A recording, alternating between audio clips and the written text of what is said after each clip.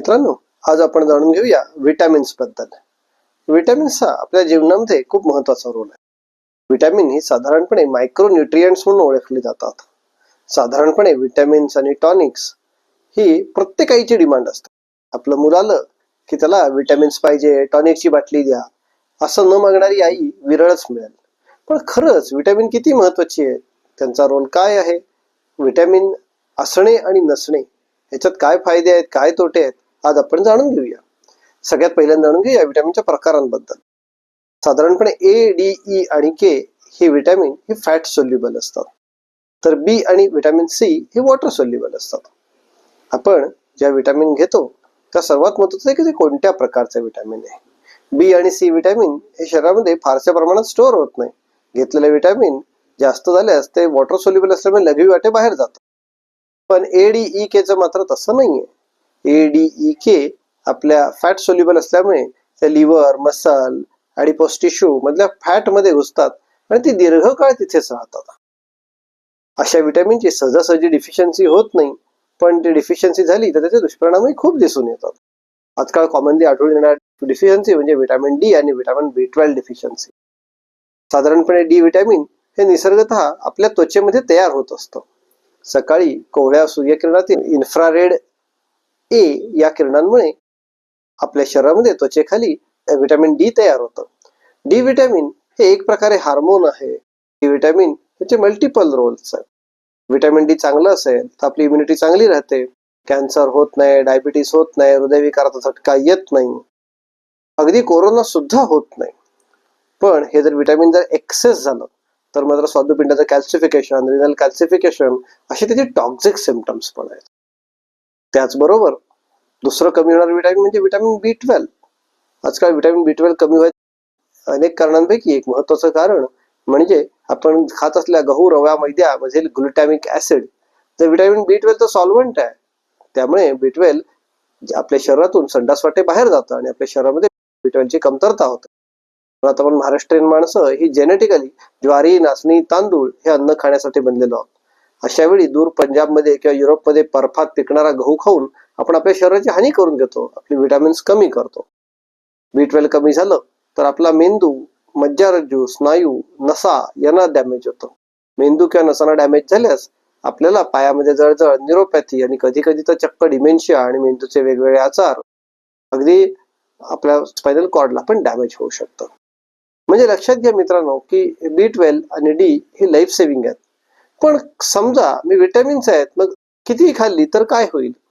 तर मुळात लक्षात घ्या मित्रांनो, खास करून B12 हे आपल्या न्यूक्लियस मध्ये सेल डिव्हिजन साठी लागणाऱ्या जेनेटिक मटेरियलवरती काम करणारं विटॅमिन आहे. जेव्हा असं कोणतेही विटॅमिन जर आपण विनाकारण गरजेपेक्षा जास्त घेतलं तर आपल्या शरीरामध्ये तयार होणाऱ्या कॅन्सरच्या वाढीसाठी ते अत्यंत उपयुक्त ठरतं. आता तुम्ही म्हणाल हा कॅन्सर आला कुठून? तर मित्रांनो, आपल्या शरीरामध्ये दिवसाकाठी असंख्य कॅन्सर सेल तयार होतात बरं का. अगदी आपण बोलतोय त्या तुमच्या माझ्या प्रत्येकाच्या शरीरामध्ये कॅन्सरच्या कित्येक सेल तयार झाल्या आणि ताबडतोब मारल्याही गेल्या. वेगवेगळे चेक पॉइंट्स असतात, त्याचबरोबर टी लिम्फोसाइटचा सर्व्हिलन्स असतो. यामुळे आपल्या शरीरामध्ये कॅन्सर तयार तर होतो, पण तो वाढू दिला जात नाही. पण अशा वेळी जर आपण चेक न करता अनकंट्रोल जर विटॅमिन किंवा टॉनिक्स घेतली तर त्याची काळी बाजू ही आहे की विटॅमिन अत्यंत धोकादायक ठरू शकतात, कारण हे विटॅमिन वाढणाऱ्या कर्करोगाच्या पेशींना सुद्धा अन्न म्हणून काम करतात आणि मग अशा वेळी कॅन्सर होण्याचा धोका असतो. म्हणजे साधारणपणे आपण डॉक्टरांकडे जातो आणि अगदी सहजगत्या टॉनिक द्या म्हणतो, पण अगदी सहजगत्या आपण त्याच्याबरोबर कॅन्सरची रिस्कही विकत घेत असतो, हे लक्षात घ्या. म्हणजे विटॅमिन दिसतात तितकी सोजवळ बिलकुल नाहीये. अन्नातून विटॅमिन योग्य प्रमाणामध्ये मिळतात, मात्र ज्यावेळी आपण सप्लिमेंटच्या स्वरूपामध्ये विटॅमिन्स घेतो त्यावेळी त्याचबरोबर आपण कर्करोगाचा धोकाही विकत घेत असतो. आता साधारणपणे आपल्याला ह्या गोष्टींची कल्पनाच नसते की आपल्यासाठी वाटणारी ही विटॅमिन्स आणि ही टॉनिक आणि वेगवेगळे हे डायटरी सप्लिमेंट्स हे वास्तवतः या पद्धतीने आपल्या आरोग्यासाठी धोकादायक ठरू शकतात. अगदी तीच गोष्ट आहे अँटीबायोटिक. अँटीबायोटिक घ्यायचा कोर्स केल्यानंतर प्रीबायोटिक किंवा प्रोबायोटिक घेणं अत्यंत गरजेचं असतं. ते न घेतलं गेल्यामुळे आपल्या पोटामधील जे युजफुल बॅक्टेरिया आहेत, जे सिम्बायोटिक बॅक्टेरिया आहेत की जे आपल्या शरीरासाठी अत्यंत आवश्यक असतात. असं म्हणतात की जे सिम्बायोटिक बॅक्टेरिया नसतील तर कोणी माणूस 72 तासाच्या वर जगूच शकत नाही.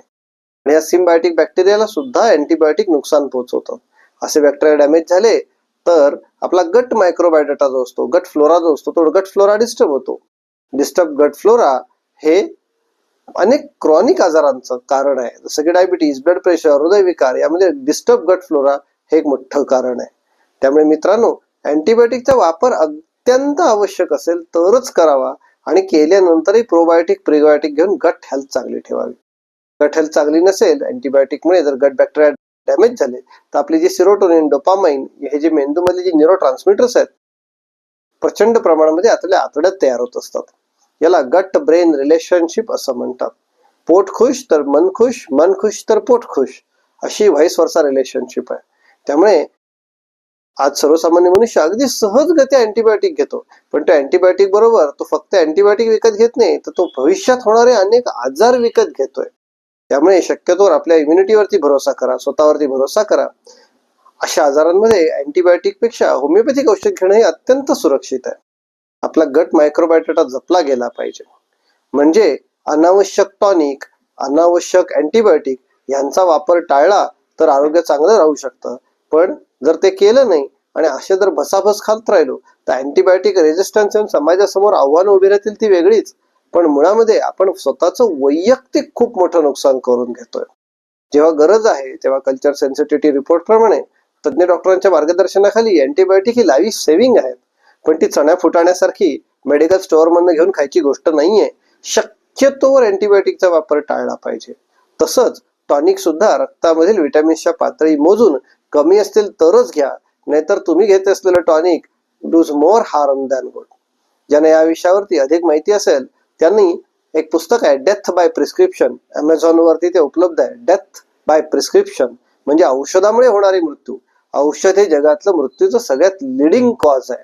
त्यामुळे हे पुस्तक जरूर वाचा. आणि मित्रांनो, आपल्या आरोग्याची काळजी घ्या. होमिओपॅथी अत्यंत सुरक्षित पॅथी आहे. अधिक माहितीसाठी आपल्या माधव क्लिनिकला संपर्क साधा.